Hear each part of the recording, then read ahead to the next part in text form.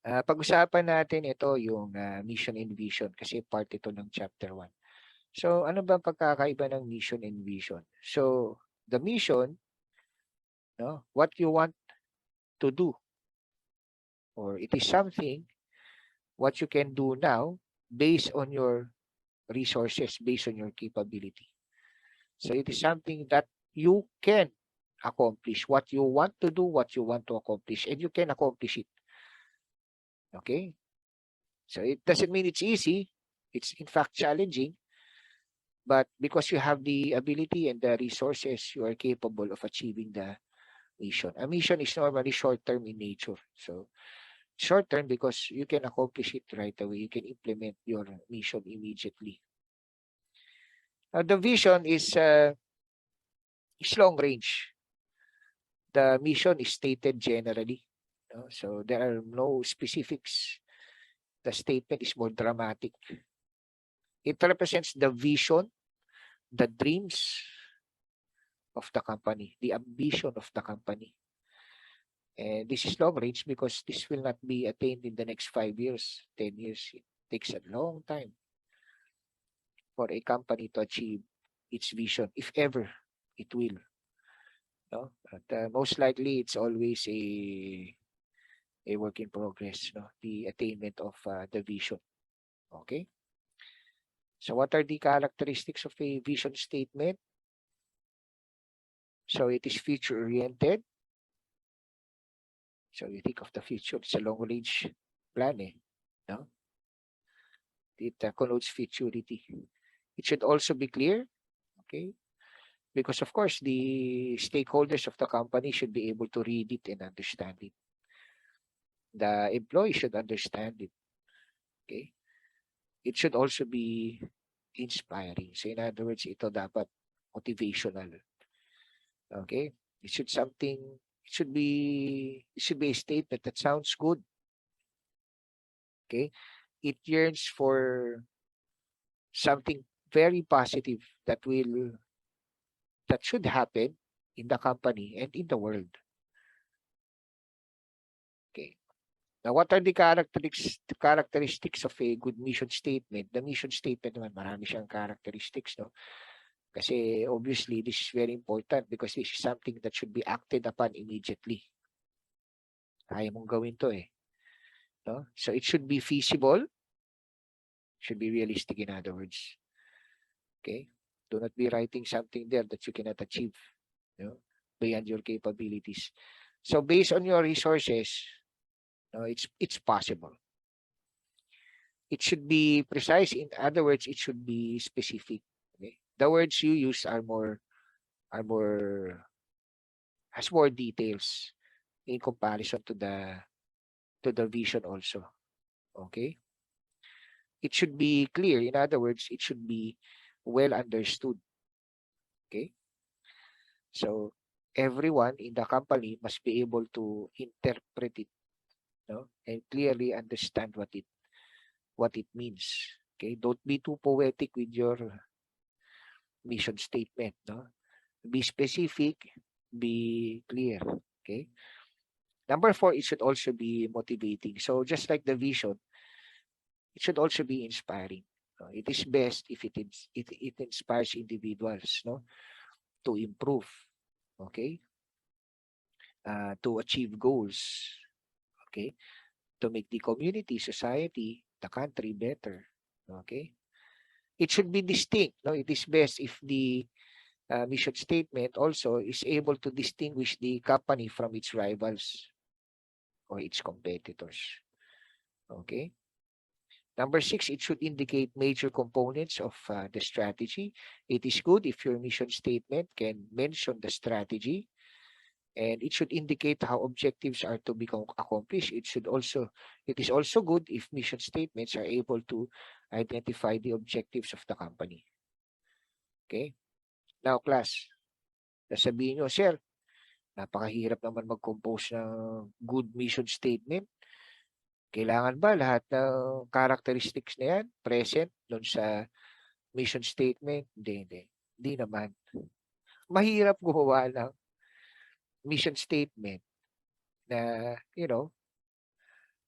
it will include or reflect all of these characteristics. That's impossible. Okay. You choose only what you think is significant and strategic to the company. Then, you develop your statement. Di ba? Okay. So may mga mission statements na hindi naman binabanggit yung major strategy, major components of objective ng company, hindi naman nilalagay. Di ba? Okay. Madalas motivating yung mission statement and distinctive and then understood, no, clear. Yan ang madalas.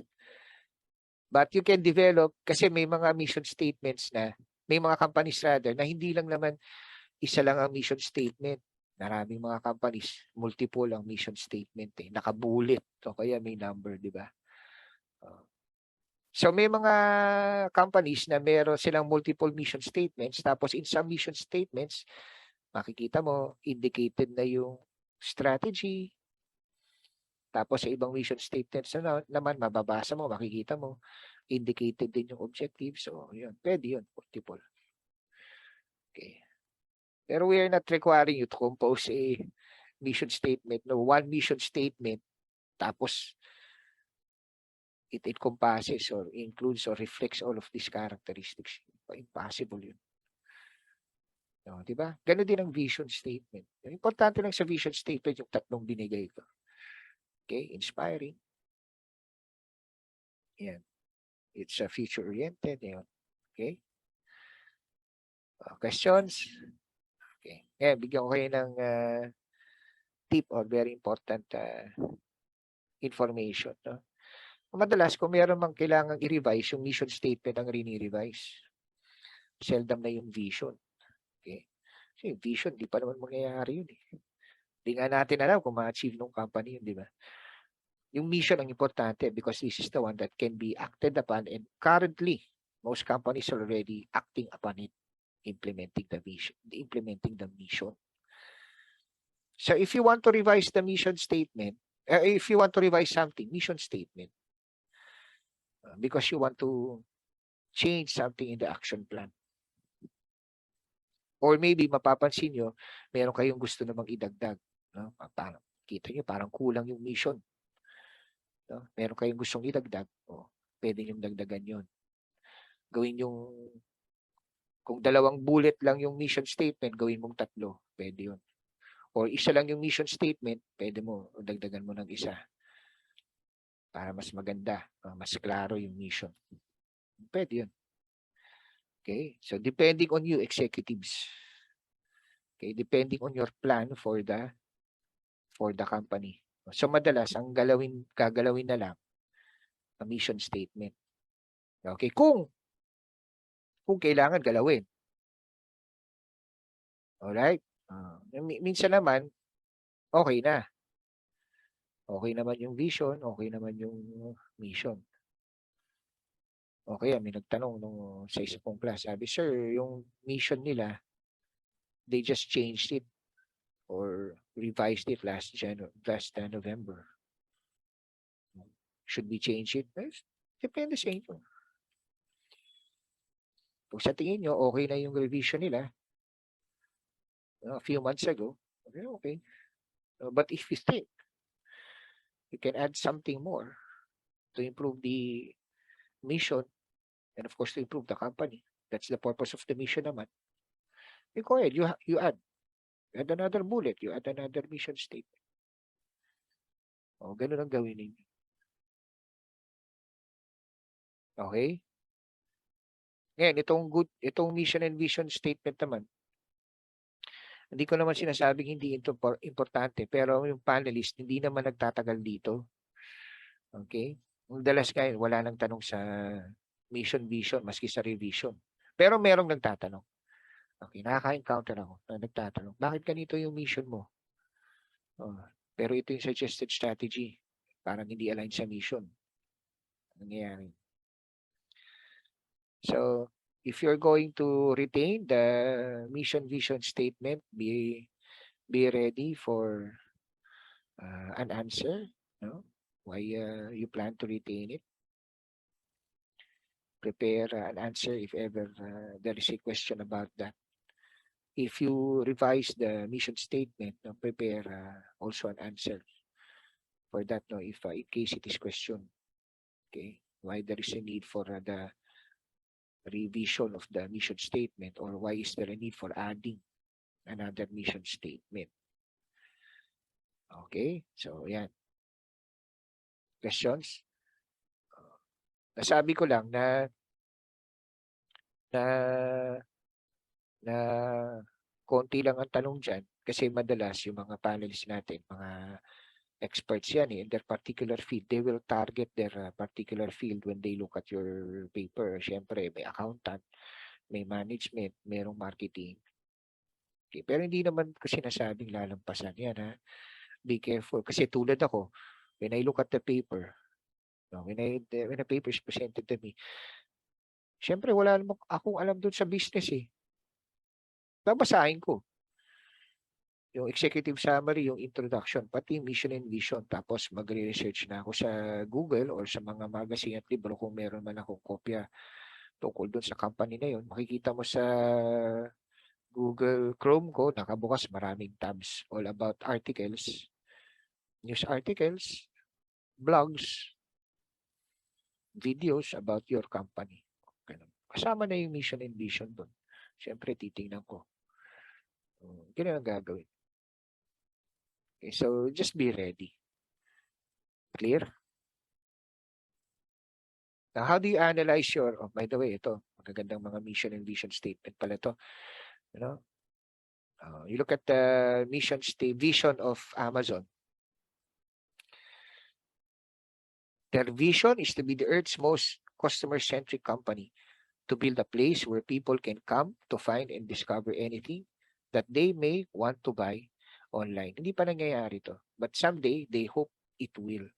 But of course, part of their mission is to be closer to this vision.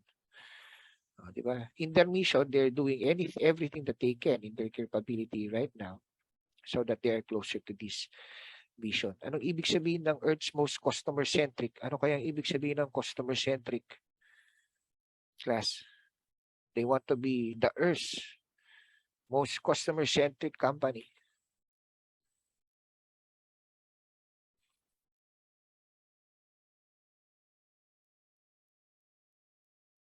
Anyone? Pag customer-centric ka, ano? Pwedeng i-chat.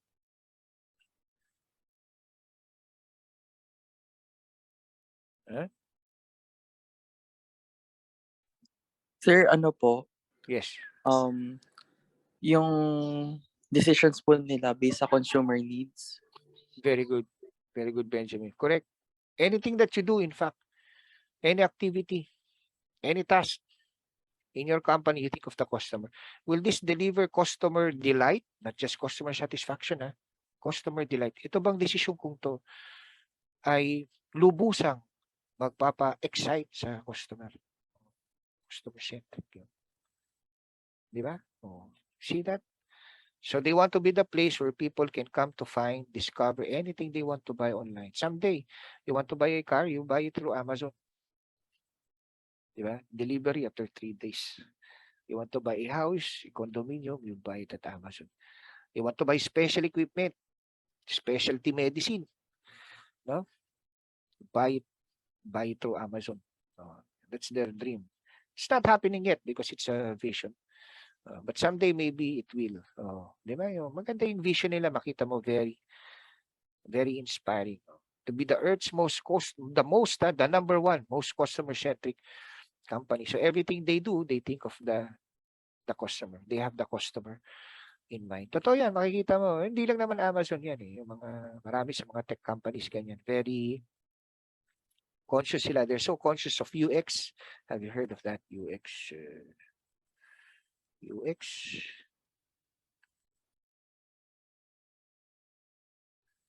Yan. Ayaw mag-chat. Hindi ko ma-chat. Ay, nakaano pala ako kay Kwan. Sorry. Kay UX yan. UX.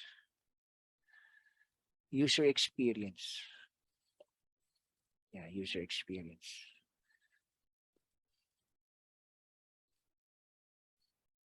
That's very important to many companies. Making customers happy. At American Express, this is their mission statement. They want to be the world's most respected service brand. So you will see the mission statement is very brief. I'm not aware of any other mission statements of American Express, but I think this is it. This is one of the most shortest and most succinct. Yeah.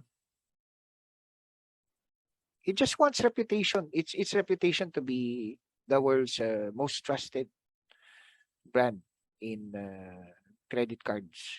Oh, simple lang. So they will do everything they can to earn the trust of their customers. Di ba? And be respected. Okay? You will see, hindi naman kasama yung strategy, hindi naman kasama yung objectives. Okay? So a mission statement can be as brief as that. Okay? It can be as long as this one. This is the credo or also the mission statement. They call it the credo of Johnson & Johnson. To them, ang tawag nila our credo or our creed. No, it's like our vow. No, parang Apostles' Creed. It is their philosophy. They're so serious about it. It's also very lengthy, one of the lengthiest. It's literally etched in stone. Kaukit sa bato ang kanilang mission statement, class. The first sentences are this one. We believe that our first responsibility is to the doctors, nurses, hospitals, mothers, and all others who use our products. Our products must always be of the highest quality. We must constantly strive to reduce the cost of these products. Pero medyo mahal ang Johnson & Johnson's, no? Pero di bali na. Quality naman. Our orders must be promptly and accurately filled. Our dealers must make a fair profit. This is just part of their creed or their mission statement. This is what they believe in. And this is what they are doing. Diba? Making sure that they are responsible. Kita mo yan to the doctors, nurses, hospitals, mothers, and babies, and college students like you, and fathers and mothers like me. Diba? Any other people who use their product. Very inspiring. Diba? Nakaupit nga sa bato eh. Adding to that, part of the credo also states, we will delight. They deliver customer delight. We will delight our consumers, treating each person who contacts us as if they are our only consumer. Oh, kita mo yan? Ganda, di ba? See, that's how inspiring, how motivating Johnson & Johnson is. Okay, so ayan mga produkto nila, ang sinisikap nila na talagang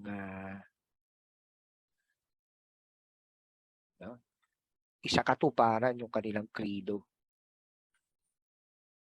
Di ba yan? Magagandang produkto yan. Ay, ano ba yan? Ayan, yan ang mga brands nila.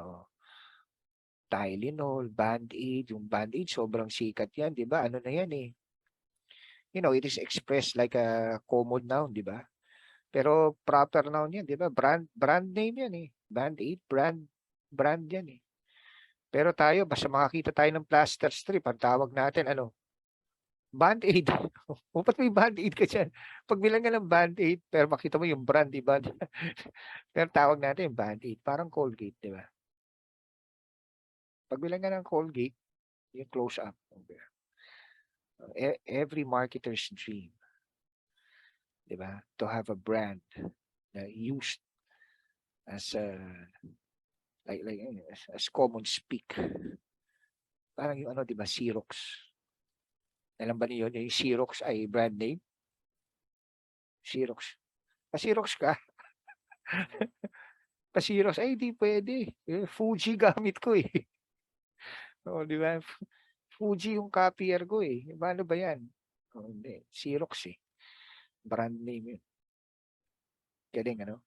Okay. So, how do we analyze the mission statement of our company? Okay. So, we look at, patayin ko sandali yung video ko. Okay, para hindi ako maputol dito kasi important ito eh. Okay.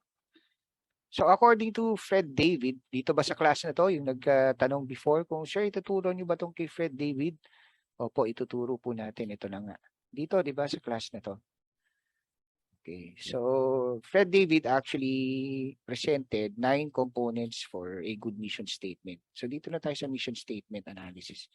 So ito mga components na to, we have 9. That's very important that they are present in the mission statement. Okay, so sa vision statement, yung tatlo na binigay ko, yun na lang ang sundin natin for analyzing. Those are the good characteristics of vision statement.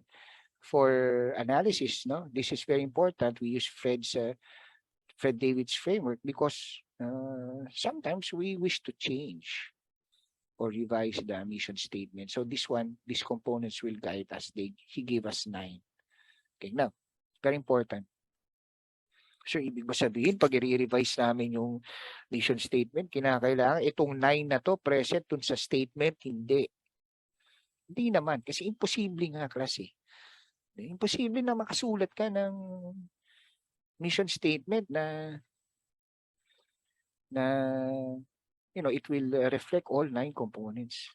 And besides, all these 9 components tackle specific business activities, and you cannot have a business focus on all of these components, all of these business activities. O mahirap naman yun.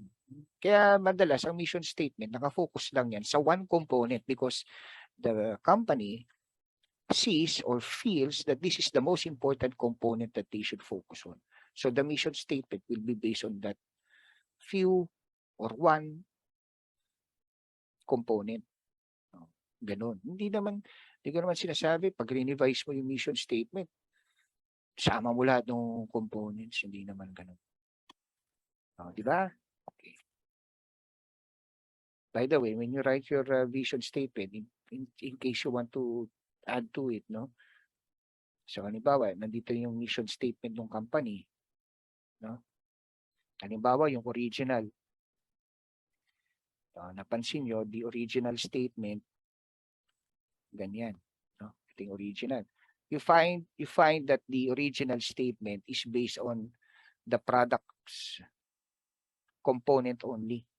Yung products component. This is the one of the components offered by David, But you see, na dapat ang mission statement natin hindi lang nakafocus sa product.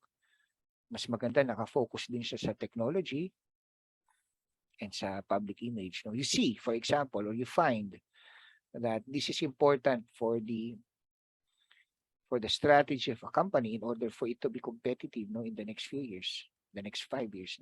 So you decide to add, maglagay lang kayo ng bullet. Lagyan nyo ng bullet. Okay. Pwede yan, revised. If not revised, additional. Pwede yan. Mission statement. Tapos ilagay nyo na. Okay. So, halimbawa, itong statement na ito, based sa technology component. Itong statement na ito naman, based sa public image. Okay. Nakukulangan kasi kayo kasi yung original mission statement, halimbawa, isa lang, based lamang kasi sa products. Ganyan. Okay, class? May tanong ba? Sige. So, if you have, if you are going to analyze the mission vision statement, and probably you want to add, you will notice that these 9 components can actually help you. So, for example, a mission statement can be focused on or based on customer. What do you mean by a mission statement that is focused on based on customer? You identify in your mission statement who your customers are. So, a mission statement, may include or may sound something like this if it decides to include customer, because the company feels customers are very important. We provide our customers outdoor fishing excitement and adventure. Another is we are committed to providing outstanding value to our customers. Okay, so these companies, by the way, are engaged in fishing. They operate a fishing resort, and another company is operating a cement factory. So, these are examples of mission statements that are based on the customer component. The components of products or service naman. So, what does this mean? You are looking at the major products and services of the company. You are looking at the intrinsic value or the utility. Utility, what is the main purpose of your product, of the business? So, an example mission statement based on product may sound like this. We provide fast, clean boats, all the bait and tackle needed, and friendly first mates, friendly sailors, no, on the boat to create memories of a lifetime. Another mission would be striving to improve product to meet our customers' needs. Customers' needs, sir. Pwede din yan sa under customers, di ba? Opo, pwede po. You can have statements that actually reflect multiple components. Pwede yun, class. Okay? Pwede yun. So if you can come up with a mission statement that includes multiple components, go ahead. That's fine. It's hitting two birds with one stone. Markets. So under market component, you have to identify where do you compete, where are you operating. Diba? An example of a mission statement based on components is this one. Our fleet of fast, clean vessels operate along the Florida Gulf Coast. So that means their market is customers who like to fish, people who like to fish along the Florida Gulf Coast. Another mission based on markets is, this one is very specific. Achieve 25% of the market share of the North Zone in the short term and maintain its position as the largest cement producer in the country. Okay, so they operate in the North Zone and they want a very specific market share. Diba? 25%. This is the technology component. So, is your firm technologically current? No? Are you using technology to your advantage? An example of your mission statement can be, if you are the fishing resort, our vessels are equipped with the very latest safety and fish finding equipment to ensure that customers comfortably are catching rather than just fishing. Oh, ganda, di ba? Para sigurado makahuli sila ng fish. Hindi lang yung nagbabakasakali. Dito sa Philippines, ang fishing, livelihood, no? Sa ibang bansa, sport and leisure. To assume, another one, mission statement based on technology. To assume a leadership role in the technological advancement of the cement industry through achieving the highest level of qualitative, quantitative indigenization. Okay. Indigenization, indigenous ka. No?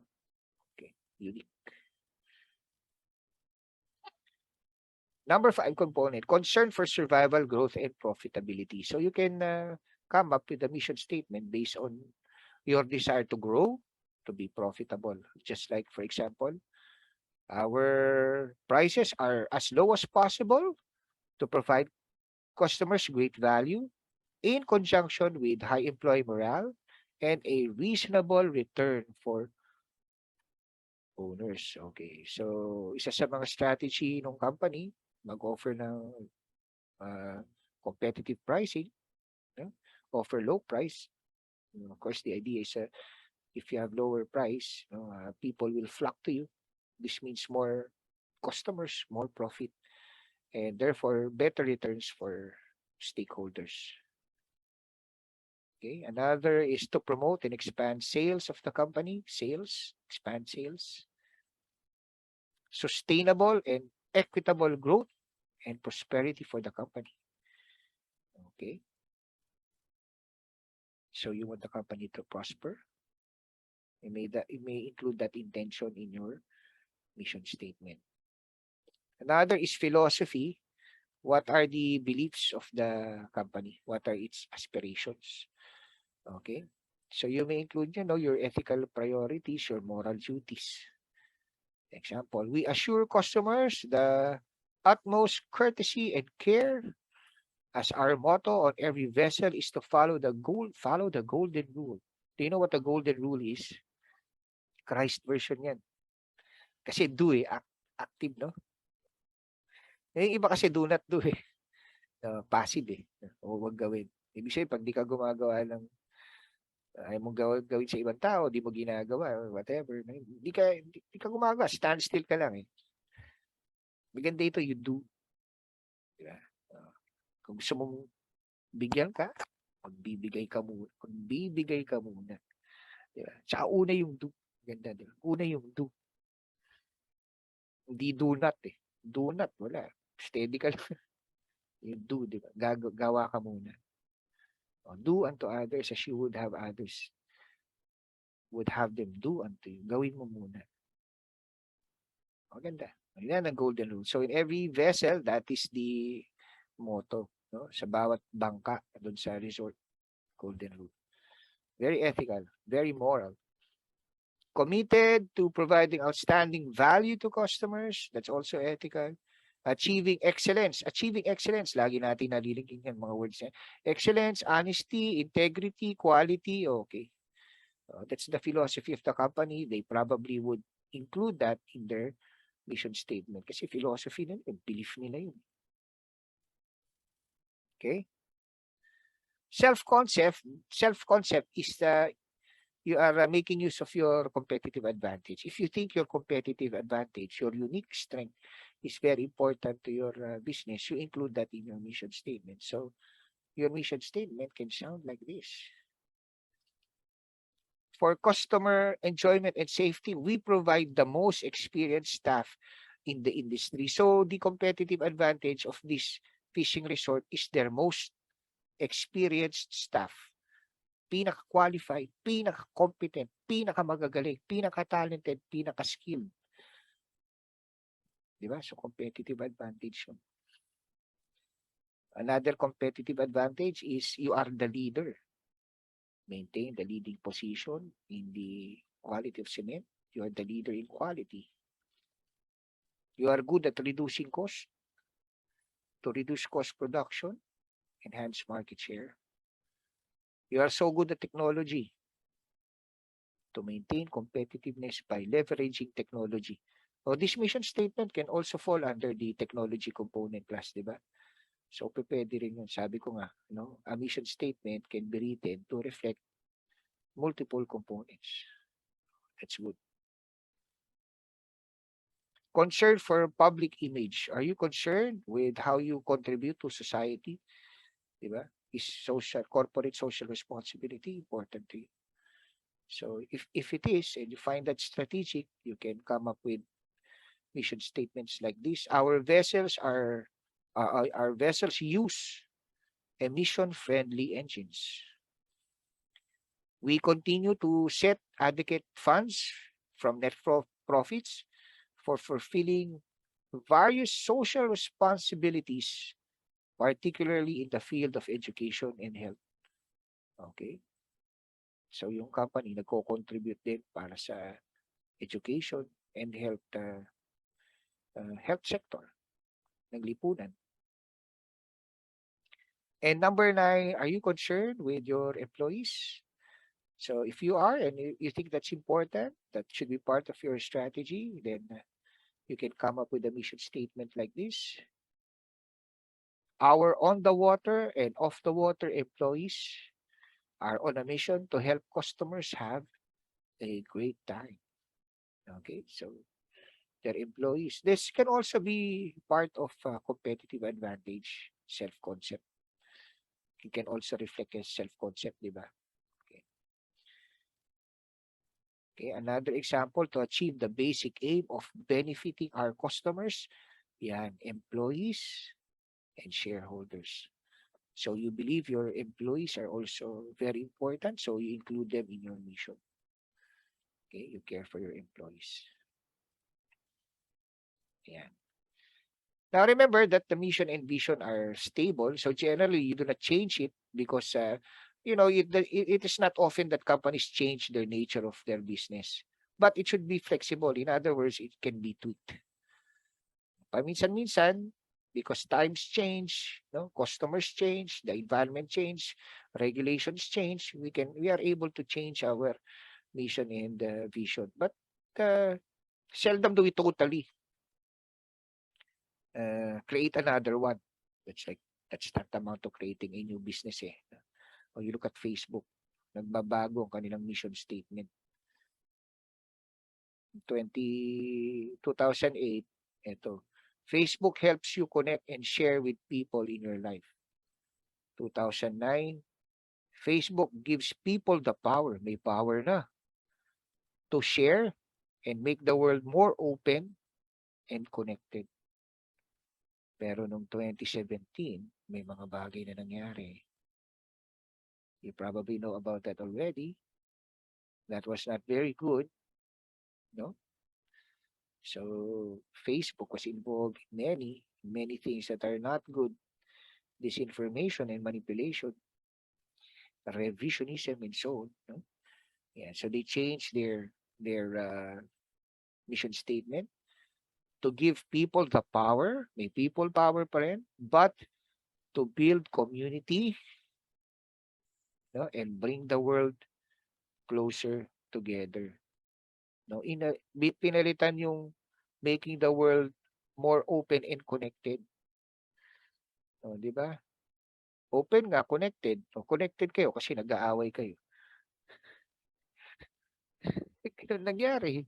Dapat bring the world closer. Magkaintindihan. Tapos, build community. Di ba? Hindi yung nag-share ka lang ng picture, video, messages, no? Pero you're not related to one another and you're indifferent to what's going on to other people. Walang sense of community. So, the dream of Meta, that's the name of the company that owns Facebook, no? Hindi na Facebook, Meta na, no? Is to build communities, bring the world closer together. Diba? To the power of their social media. Mangyayari kaya yon sa Pilipinas? Malabo. You know why I say that? Because several years ago, when Facebook was still very young, no? Me and my friends were also fond of posting pictures kasi nasa hobby tsaka business namin photography. So, na-upload kami ng photos, tapos comment. Dapat mga hate nun or mga disinformation or fake news. You see the result. Okay? Thank you very much. God bless. Stay safe, you and your family. Enjoy the rest of your Saturday. I'll see all of you next week. Okay?